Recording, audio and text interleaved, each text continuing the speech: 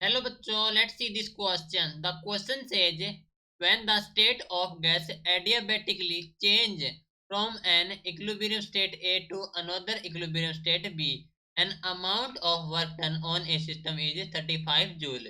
If the gas is taken from state A to B, Y process in which the net heat absorbed by the system is 12 calorie, then the net work done by the system is where 1 calorie is equal to the 4.19 joule. Option A 13.2 joule, option B है 15.4 joule, option C है 12.6 joule, option D है 16.8 joule. तो इस question में कहा गया है कि जब जो स्टेट ऑफ गैस को एडियाबेटिकली चेंज करते हैं from an equilibrium state A से अनदर इक्विलिब्रियम स्टेट बी, तो जो अमाउंट ऑफ वर्क डन है ऑन द सिस्टम वो दिया गया है 35 जूल। तो यदि गैस को टेकन किया जाता है फ्रॉम स्टेट ए से बी वाई प्रोसेस, जहां पर जो net heat absorb by the system है वो 12 कैलोरी है, तो हमें बताना है कि net work done by the system कितना होगा। सो इस क्वेश्चन के लिए हमारा की कॉन्सेप्ट यूज हो रहा है, that is the work done by the system. Work done by the system, ठीक है। तो हम जानते हैं कि जो एडियाबैटिक प्रोसेस है उसमें हमारा वर्क डन हो जाएगा नेगेटिव, एंड कहा गया है कि work done on the system है 35 जूल, तो ये जो हमारे पास है W1 हम मानेंगे दैट इज द -35 जूल हो जाएगा। सो इन एडियाबैटिक प्रोसेस, इन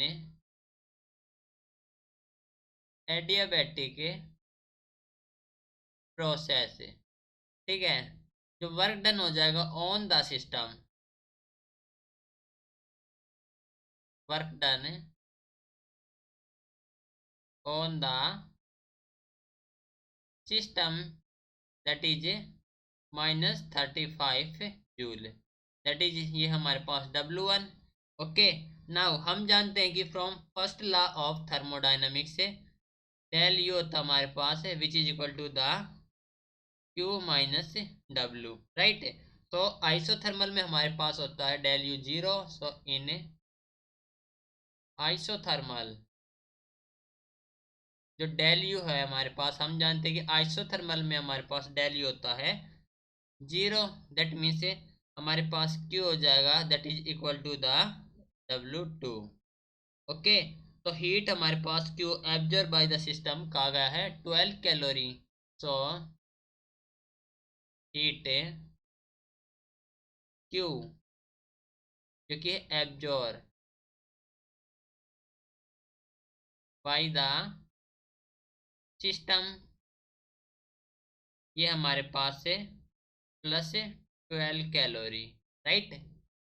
एंड हमें दिया गया है जो 1 कैलोरी है that is 4.19 joule. Okay, 4.19 joule. Okay, approx में हम लिख सकते हैं 4 कह सकते हैं। नाउ जो W2 है वो हमारे पास इक्वल है Q के, दैट इज ये इक्वल हो जाएगा हमारे पास है 12 है जो heat absorb by the system है, तो ये हो जाए हमारे पास 12 इंटू कैलोरी में 4.19। ओके, कैलकुलेट करेंगे तो यहाँ से आ जाएगा हमारे पास जो वर्क डन आ जाएगा वो आ जाएगा 50 point around 4 joule. Okay, now जो नेटवर्क हो जाएगा बाय द सिस्टम कैलकुलेट करेंगे। सो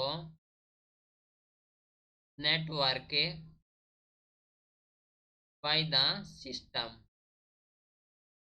जो कि हो जाए हमारे पास से W1 plus W2 is equal to the W, ठीक है।